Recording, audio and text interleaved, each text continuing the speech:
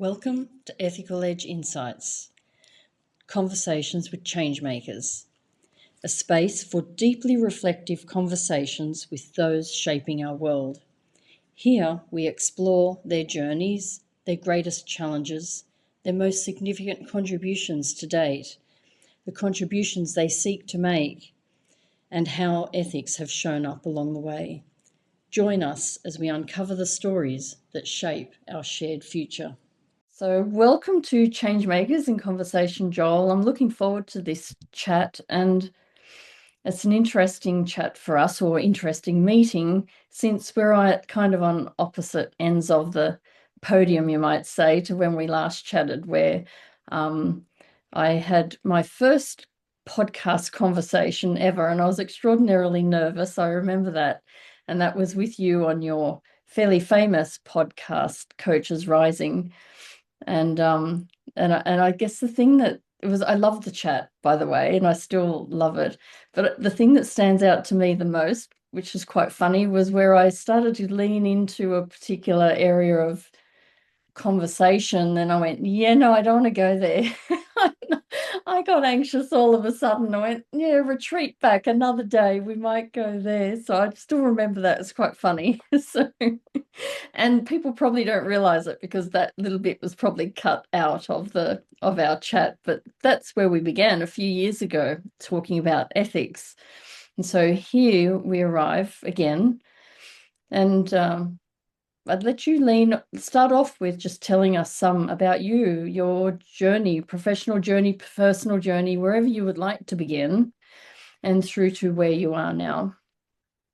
Yeah, great. Thanks for having me, Wendy-Ann. And I think ethics is like when we talked about it back then, it felt like a really important topic, but now it's just like it's like a central topic. So I'm so glad you're bringing light to that topic. So yeah, I currently run a company called Coaches Rising, and we train coaches online. And I have this podcast you mentioned, and I'm really passionate about the role that coaches can play in our times, and not about saving the world, not about saving clients, but about, helping us navigate in the intensity and the complexity of our times. And I think there's a strong ethical core to that navigation, actually. So, and I've co-founded this company, and we've been running it for quite a number of years now. My partners have left and gone to do different things, but I actually started out as an artist and a DJ, and I was quite lucky that I was playing in nightclubs quite regularly to big crowds of people. And I woke So up one you're not morning. new to the microphone. No Well, wonder you're doing podcasting. except I didn't talk when I was DJing. I just played music. So yeah, but it's certainly the interaction with the crowd. I really that was something I really appreciated, and I was a pretty good DJ. So, but one morning I woke up and I burst into tears, and I just realized that I was disconnected from myself. It was quite hedonistic, my lifestyle, and I'd hurt people. And so I decided to sell all my records. And it was a bit of a cliche, but I went to India on a pilgrimage, and had some quite remarkable experiences there. And it's a long story, but I kind of discovered their integral theory, the work of Ken Wilber, developmental psychology, and then this thing called coaching. And I was like, wow, like that's something people do. And Mm. actually, as an artist, I'd been working with groups of people, refugees, young offenders, all different diversities of groups. And what I realized was I was not an amazing artist, but what I was good at was connecting with people and then helping them take that next step, helping them create something.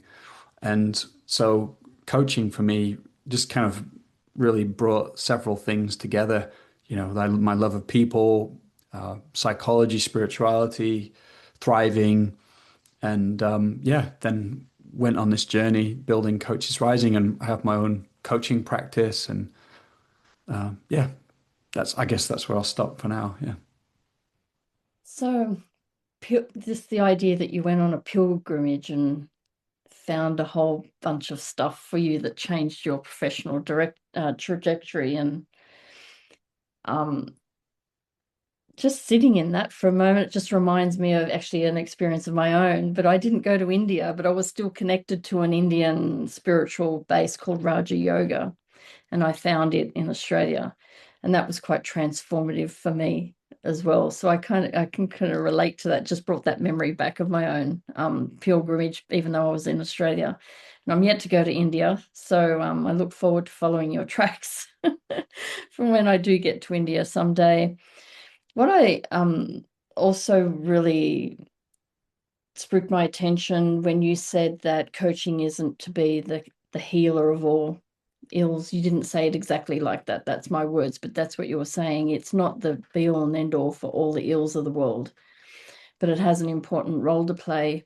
And I think from an ethics perspective, it's really important that we remember that coaching doesn't have the role of making everything better in the world.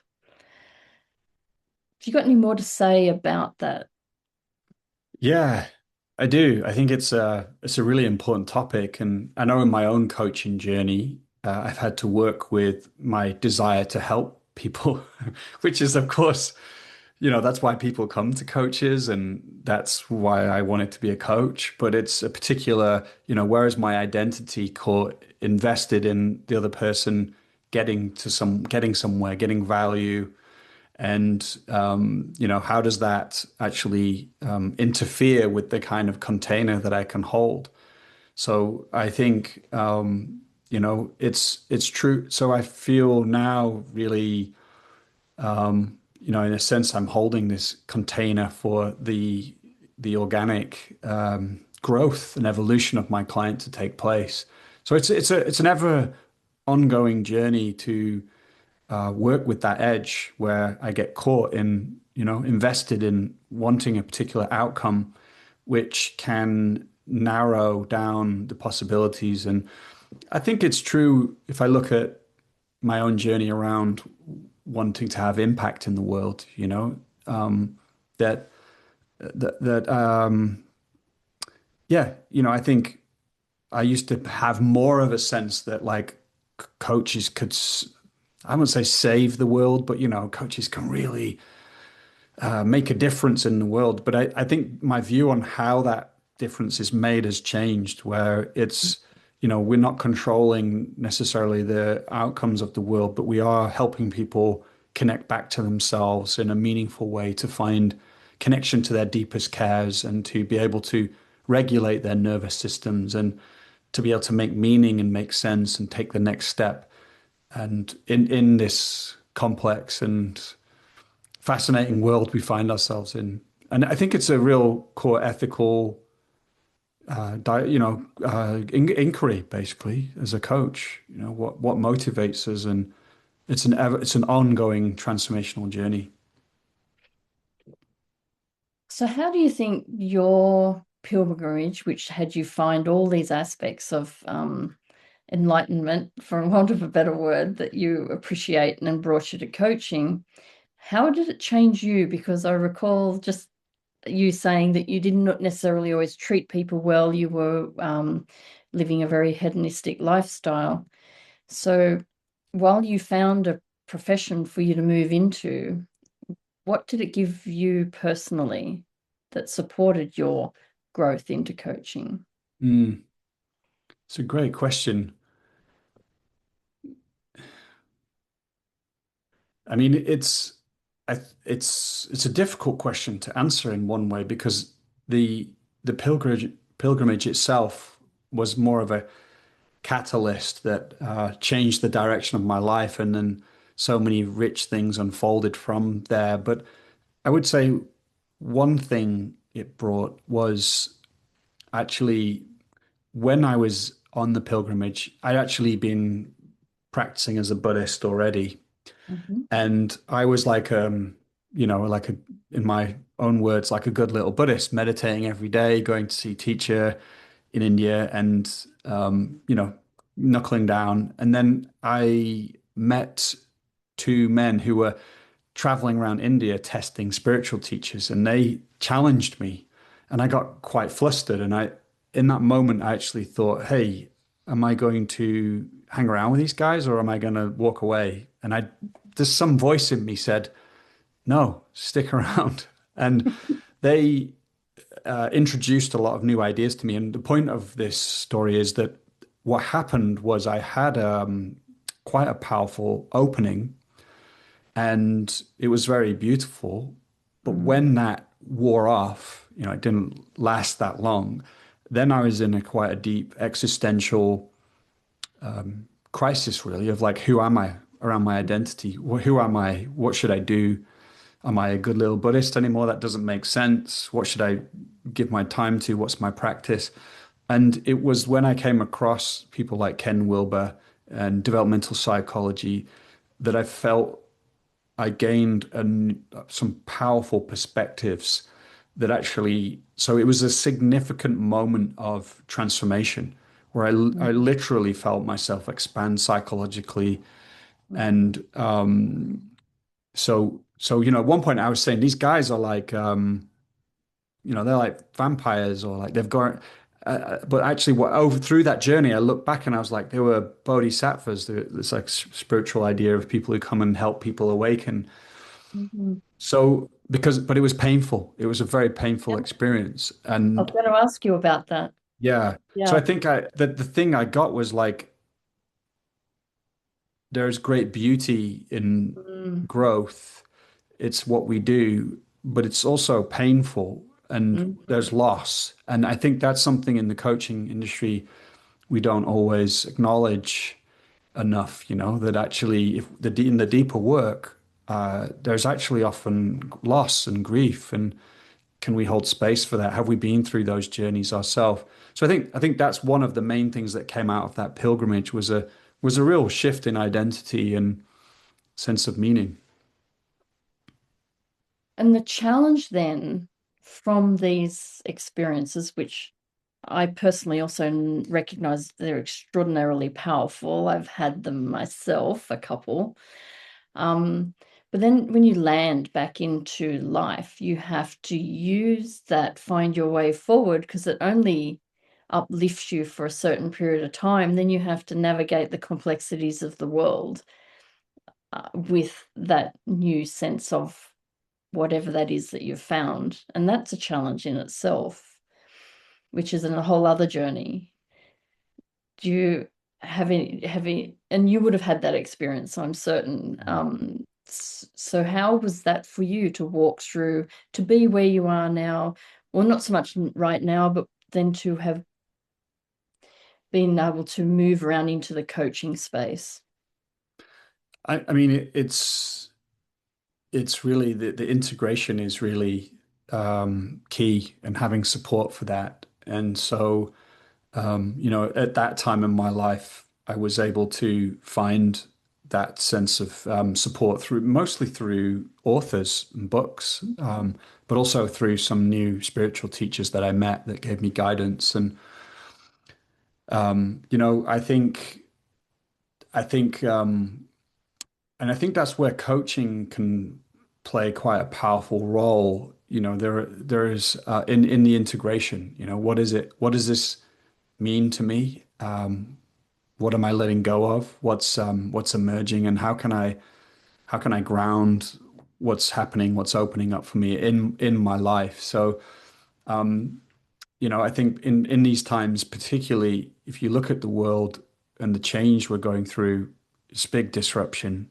And so I think in a way, it is like a pilgrimage. It's a kind of, as an analogy, it's like maybe a lot of us are being tested around who we are and what the world is. And this is why I think coaches can be helpful in helping people integrate what may be opening up for them and find a way through. And on top of that, there's an explosion of interest in psychedelic retreats and spiritual retreats and breath work and body, so these are all very powerful modalities and they can open people up very quickly. So Mm. coaches, we're talking about a particular kind of coaching here, but coaches who are skilled at helping people make sense and integrate what opens up in these powerful experiences. I think that's really needed. Yeah. It also speaks to me about the vulnerability that people can arrive in, and the caution we need to have around that.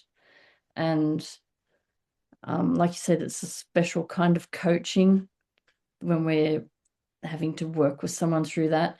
It makes me think about what are the not just the cautions for the client, but the kind of coach that has to arrive to be able to hold that kind of coaching.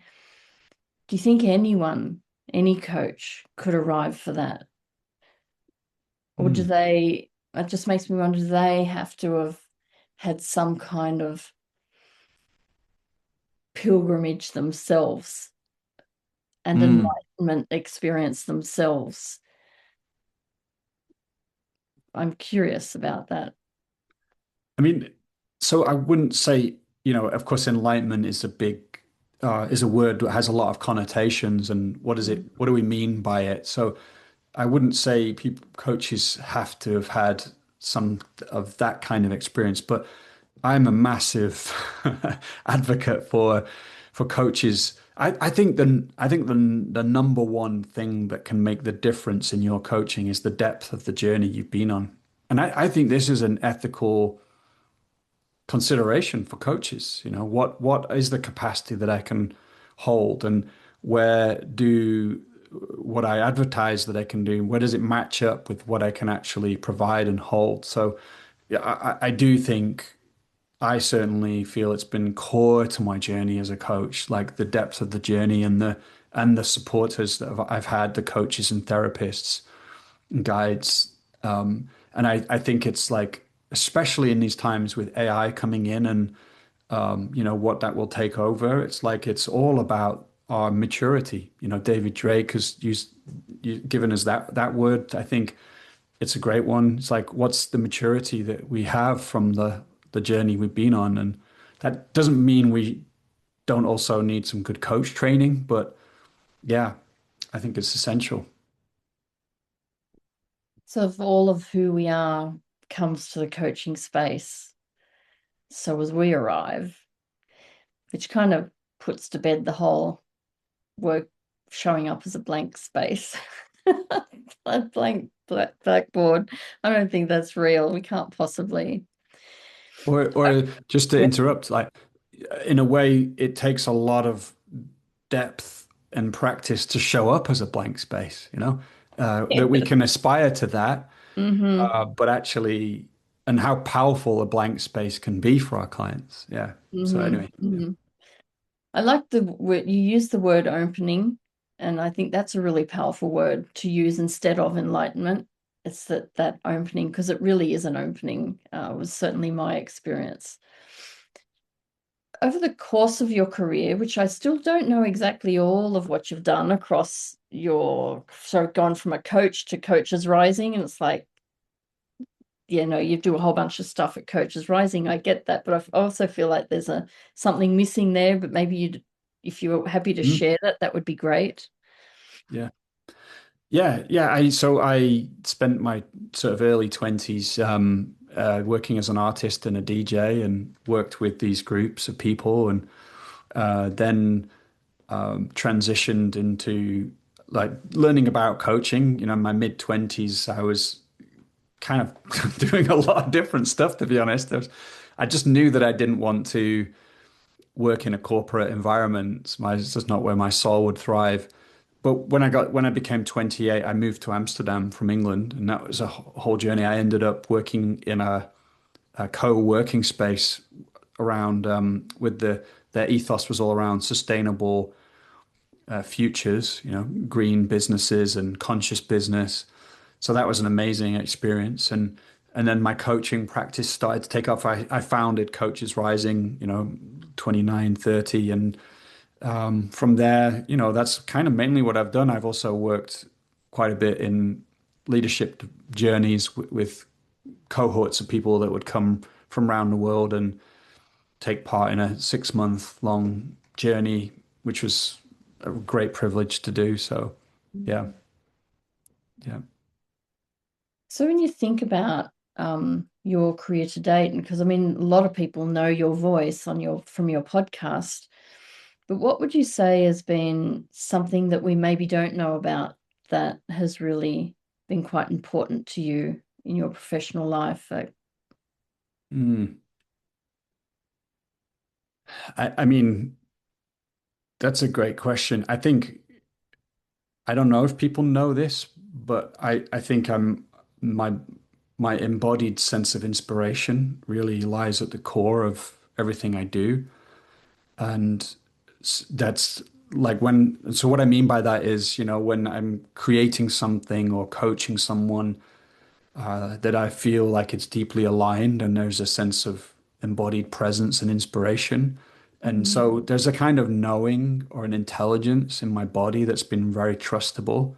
And when I've followed that, through, so I've been invited into a certain project or not, and I felt that sense of inspiration. It usually turns out really well, and when I've not followed that, then it usually doesn't work out as well. So I think that's something. I think I'm somewhat of a reluctant entrepreneur, you know, in that myself and Lawrence, who co-created Coaches Rising, we had lots of purpose and mission, but we're lacking entrepreneurially, and we had to grow into that. And I think I'm still a reluctant entrepreneur. I'm more of an artist.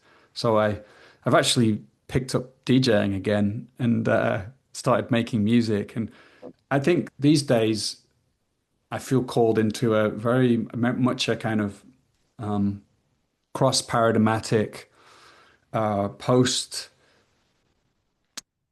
conventional. Those are fancy words. What do I mean? It's like, I mean, I like my heart wants to, it does feels too confined by being known as a coach or a business owner, that I want to give more of my time to the things that move my heart deeply, whether they make sense financially or Mhm. not, and I'm privileged in that, I've had some financial success, and I think that allows for this feeling to take root. So I think I have this image of my life where I end up, it's kind of like mythic image where I end up in this hut in a forest, and that people come to the hut to sit with me sometimes, and sometimes the animals come to sit, and it's just a really inspiring image for me of and that I've lived my life fully, and I've let go of all of the attachments and confines of needing to be successful, and I'm sat in this hut in the forest, a wise man. And even though that's a somewhat foolish thing to say, perhaps, but and then people come to me, and that's a very moving image. So I don't know, these things come up as you asked me that question. Yeah, I love it. It just had me think, wow, he's still got his Buddhism roots sitting in there to some degree, um, which is fascinating. And it makes me think about your DJing work, your artistic work, and how that might show up or influence your coaching now. yeah. I I sit with that, and I see a thread, and I think this points to a kind of ethical inquiry I've had, but this thread throughout all those things I've done. When I played with my Lego as a child, and I realized I was attuning to what wanted to emerge, create, and I was holding space for this Lego. A lot of my friends were like, "Wow, wow," like Star Wars figures, actually. I mean, not, and they would be like, wow, fighting aggressively, and I would just be putting it together. When I made my art, I would be so in a flow state with the canvas, what, and this sense of inspiration would come. When I DJ'd, I had the same feeling with the crowd. There would just be a sense of deep attunement and holding space, and same with my coaching clients. And I realize what I serve in my life is the emergence of something that feels, and it's hard to put a word on it, but I think it feels enlivened, it feels alive, it feels ensouled. as opposed to habituated and um, you know, maybe a little old. It's like I love when something starts to break through and it's like, that's it. That's wow. And then I follow that. So that's what I'm serving in my life, I think. And I'm continually grateful for how that love keeps being revealed to me in new and deeper ways. That has me want to say, would you like to join me? And you don't have to answer this because I know I'm saying it publicly right now. Do you want to join me for the opening at this year's Coaching Ethics Forum conference on the Saturday morning and bring that artistry to that half-hour welcome? That would be delightful. I don't know how that would look and how we would work that, but to bring that would be brilliant. So Yeah, that's yeah, let's talk about that. Yeah, that's okay. cool. Yeah, very cool. Thank you for the invitation. So I want to move on to some other things because, it is a semi-structured conversation, even though we've gone Mm. places neither of us expected here. And so just thinking about your podcast, I'm diverging again away from my questions, but I'm thinking about your podcast and I'm going, what is it you've learnt from that podcasting work that you've done, those conversations? Mm. I could answer that in two ways. One is through what it's like to do the podcast, and then the other is through listening to all the different amazing kind of minds and hearts as they share their views. So, what I've learned about doing the podcast is a little bit what I shared about with the following the inspiration. It's I love I love being in that moment with people where we're just on the edge and we're in that we're talking about something we both find deeply inspiring and we love and something takes a hold of me, Mhm. something takes a hold of the guest, and you can feel it, and that I just love that feeling, and find myself saying things and asking things from that place that surprise me. And I think the again, it's like when I invite guests on from a place of like who just do I find fascinating and inspiring, then we have those kinds of conversations. And when I get a bit more strategic and like, oh, I should do this and that, that tends to die away. And so I actually think in the age of AI, that capacity to keep orienting around what lights you up the most, what you're most passionate about, is a key performance edge as well. Because, there will be people out there who will do the things because they love doing them Mhm. much better than you if you don't. So you have to find that thing now because of AI is leveling the playing field in terms of the kinds of resources and capacities we can have. So that's one. And then I think in terms of content, I mean, it's so been so diverse, but I think there's like two or three themes. Like one is what is it to be a coach in these times where, in a way, we're coaching people within a system that's under serious duress. The kind of systemic societal systems that are breaking down, and do we just coach people inside that business as usual? Do we have one foot in what's emerging? And are we an invitation into a deeper inquiry with our clients without coming with an agenda and imposing that? But it's certainly, what is it? What is it to be a coach in these times, and what's being required and invited of us in this? I think there's a lot of disruption in the field. Mm. And then, therefore, I think also inside of that, then what have we taken our clients to be? I think there's a strong theme around we we atomized people. We kind of took people as to be separate, isolated individuals, and our modernity emphasize you kind of doubled down on this like hyper individualist paradigm And I think science is revealing the deep interconnectivity that we are. Biology is revealing that we're actually, and our identities are much more interconnected and based on relationships between things. So I think people like Peter Hawkins are speaking very beautifully to this. I think it has quite profound implications of like what it means to coach someone and to coach the relationships that they have rather than the fixed kind of identity that they hold is very interesting to me and opening a lot up. And then I think, like I'll just say this last one. I think we're it's really related to the last two. It's like we're moving out of a materialist paradigm. And so I think the edge of what like used to feel woo-woo, if you think about things like the telepathy tapes, which I don't know if you know of that, but it became, and I know it's been critiqued about these autistic children that are kind of telepathic, but if you listen, it's an incredible listen, and it was bigger than Joe Rogan's podcast for a while. So as he's the biggest podcast in the world. So what is that saying about us? That something so challenging to a scientific paradigm is such a pop in the popular culture. So I think there's a lot change. I mean, it's an incredible time to be alive. So that I mean that's just some of the themes really. Yeah, and it has me think then, given all the desire to have science behind coaching, in whatever fashion it arrives.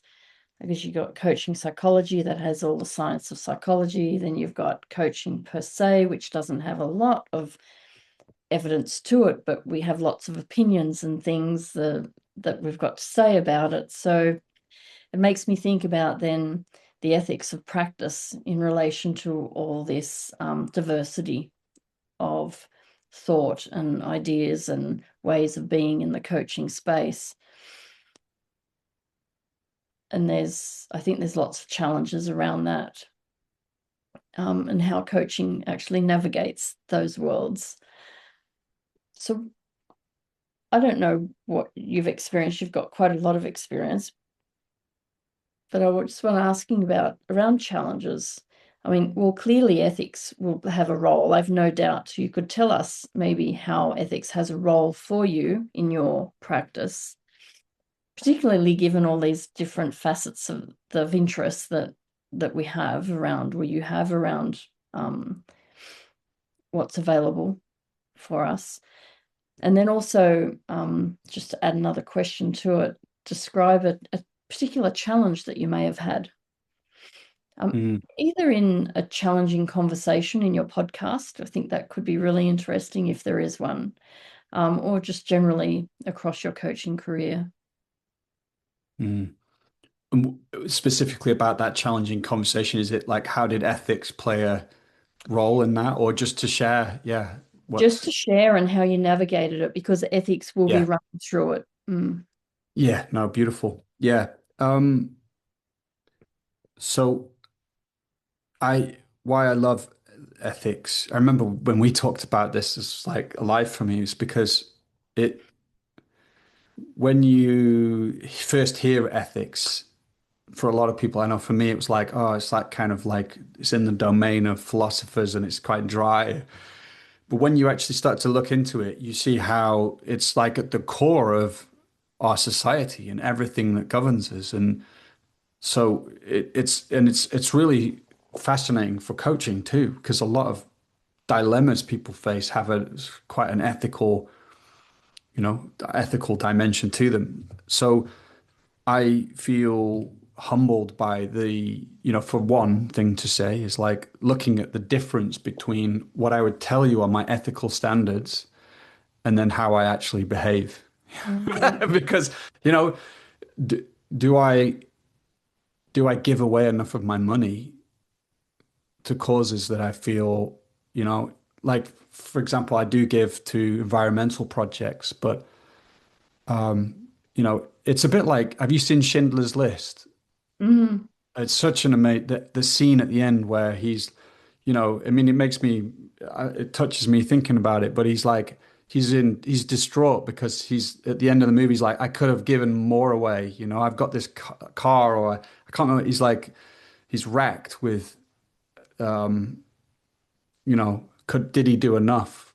And I feel, I feel similar with, when I look at the situations, the crises we face, and the privilege, and I'm not an extremely wealthy man, but I'm compared to people around the world, people in the West are wealthy anyway. So this, I find it's very tenderizing and potent to feel into that, and not just with my mind, but with my heart. I think this is where ethics moves from the domain of abstracted kind of reasoning into what is it to live your ethics in an embodied sense, because that's where it really comes alive.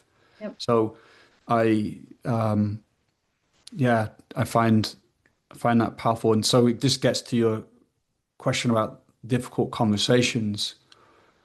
And I'm thinking of one where a partnership that I was involved in ended, and that was my choice. And my so I think in those situations, in that situation, it's like I can really feel my heart come online, and I'm I'm trying to orient from like what's the greater good here, you know, what's it sounds a little bit more transactional, but what's a win-win situation for both of us in this situation, and where am I being invited to transform? Basically, where is this challenging conversation actually a moment of transformation for me?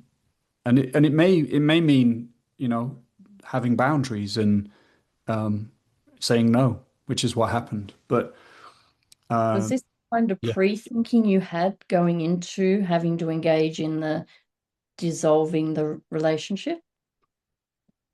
yeah, I think it's both, and it's like pre-thinking and live in the conversation. I think it's and this is where I find ethics gets really really juicy, because it's like it's helpful to think about things up front. I spend time each year thinking about what principles are most important to me. And whilst they may not always be ethical principles in a kind of more obvious sense, like one right now is what's a path of adventure, when I come to making a choice here. Mm-hmm. It actually does feel quite ethical to me. So anyway, thinking about these principles and who I am, what do I stand for, I think is a very powerful thing, and I don't think we do that enough. And certainly in our political arenas right now, it doesn't seem to be there.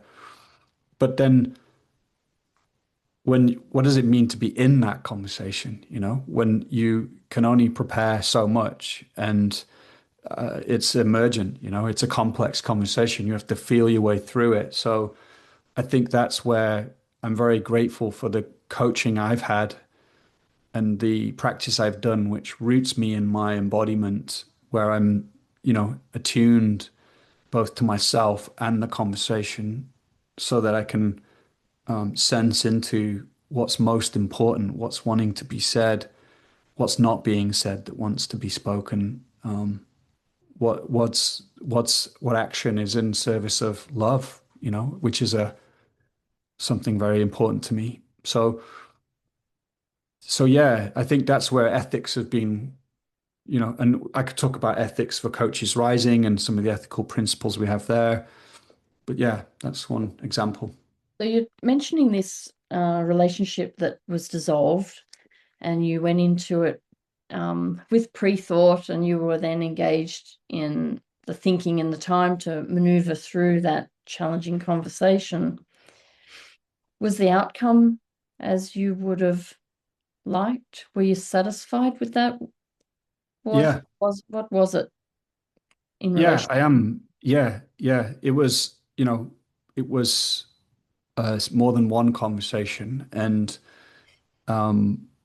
it was a situation where this who was like my dear beloved brother and friend, but also there was a business relationship.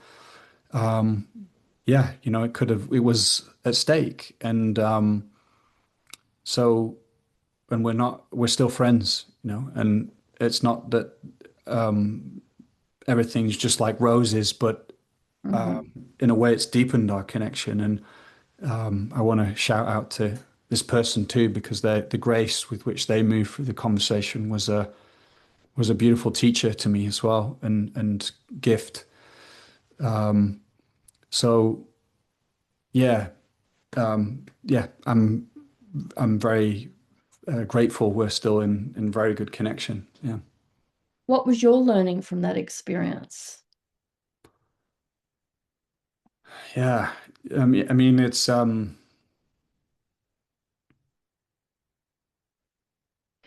there's some more kind of cliched learnings which feel true, like you take one step and then the next step and then the next step.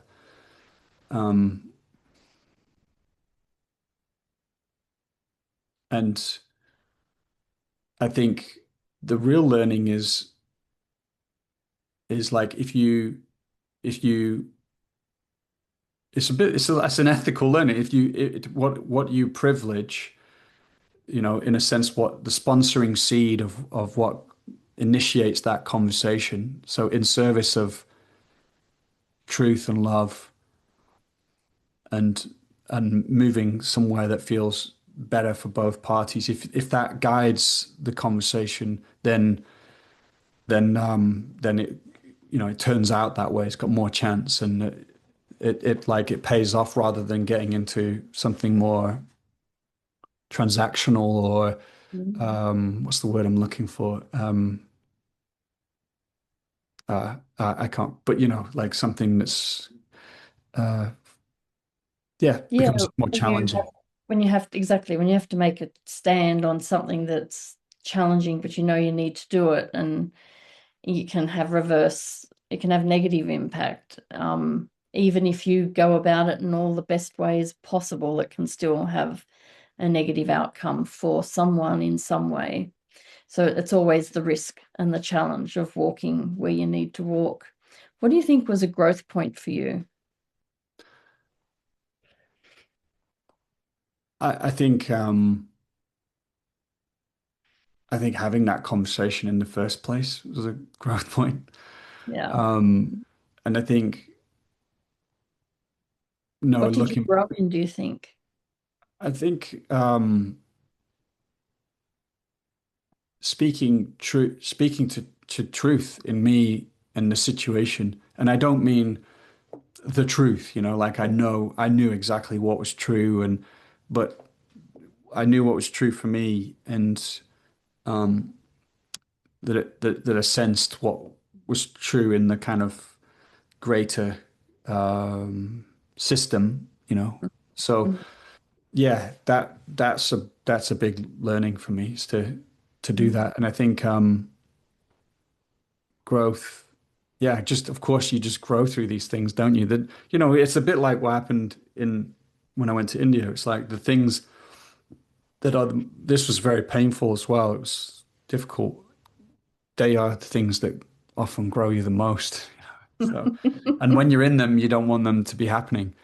But then Yeah. afterwards, you look back and you're grateful for the gifts that came from it.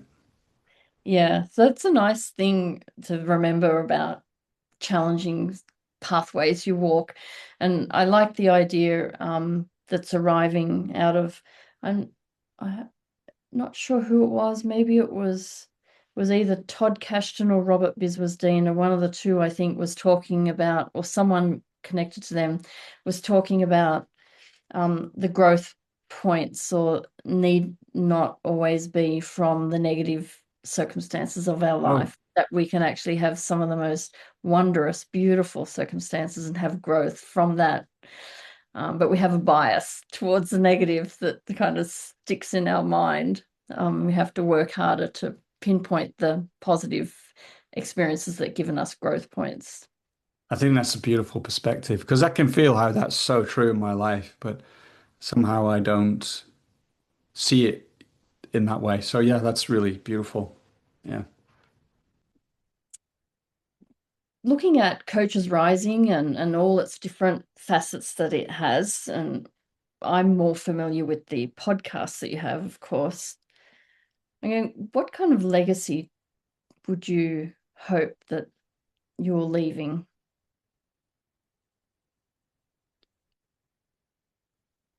I think to to inspire people,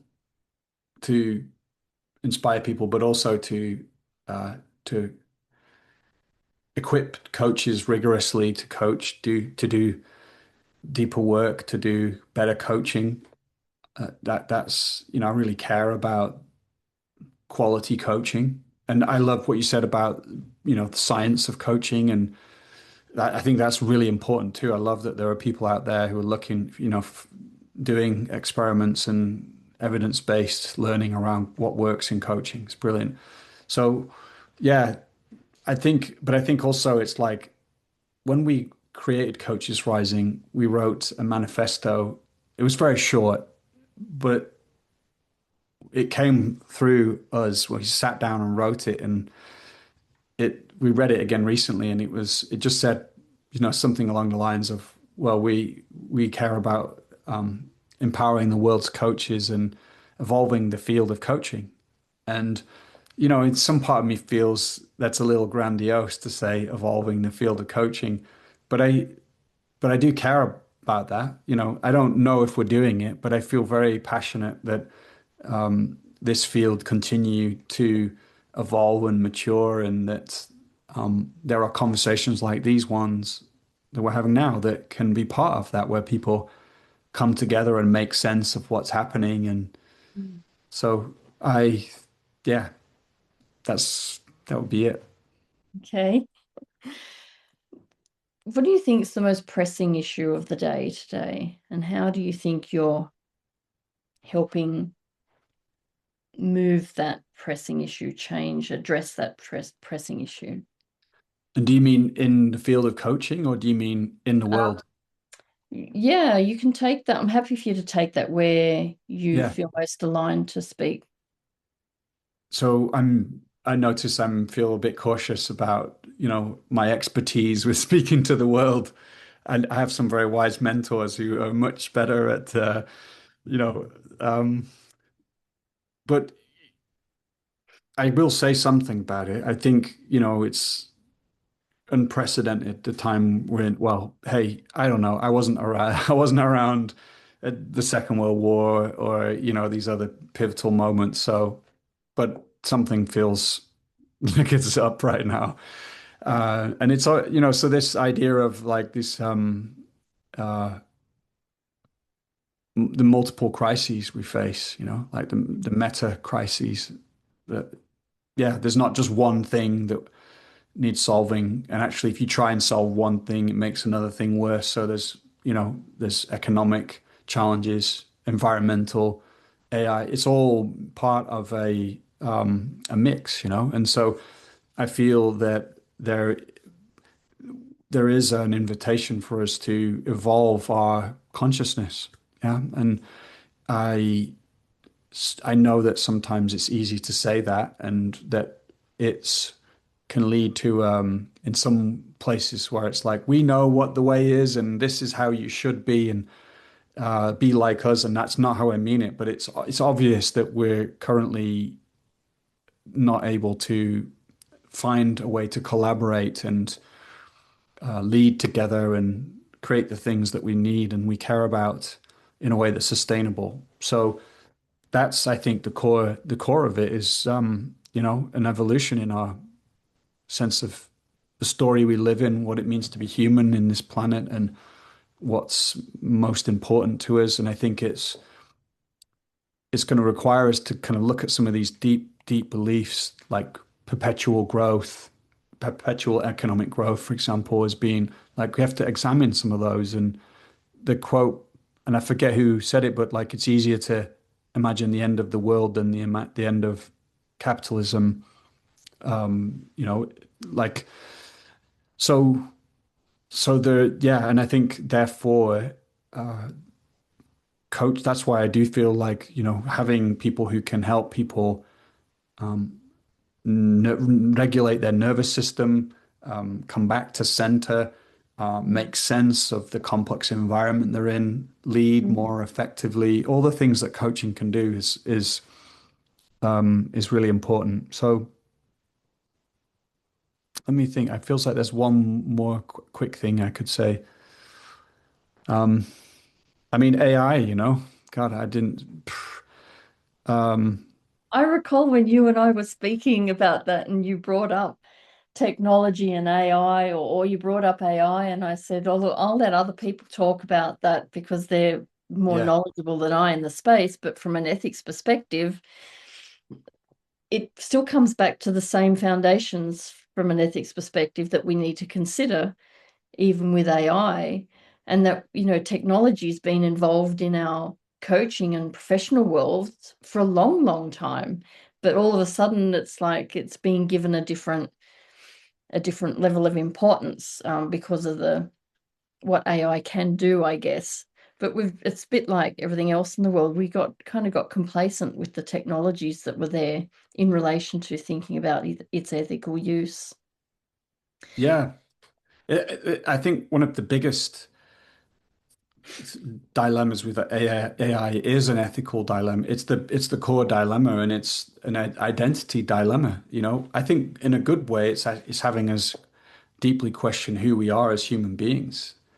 And but it's a huge, complex topic, and yeah, many nuances to it. So yeah, It might actually be the thing that moves us out of our complacency, which I think humanity has had since World War II.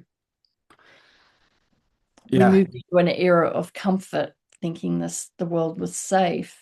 And I think it is safe, but we need not be complacent about its structures and its safety. mm, It's how I've been thinking about it recently. And AI is one of those things that's kind of shaken all that up for us. it certainly has. It certainly has. Yeah, yeah. Well, let's aim to do another one of these in a couple of years, and we can see where we're at. Yeah, that will be really interesting because I just cannot envisage where we'll be from an AI perspective in Mm. the future. It's just open for anything. Joel, I've loved this chat again. And as I expected, we would go places I had no idea we would go. So thank you for jumping in this journey with me and this conversation. I hope people find it interesting and maybe opening and enlightening along the way. Is there any words you'd like to leave us with? Well, just yeah, I think actually what I would the invitation I would make to people is, and I'm sure you've spoken to this in some of your other conversations, but actually, now I think is a great time to think about the ethics that move you, not as something that you'd have to do to be a good person, but actually to help you find a sense of ground and orientation in our time. So I think it's a very empowering inquiry to have. And if anyone wants to reach out to me, I'd love that. I can share my email here, joelmonk@coachesrising.com. And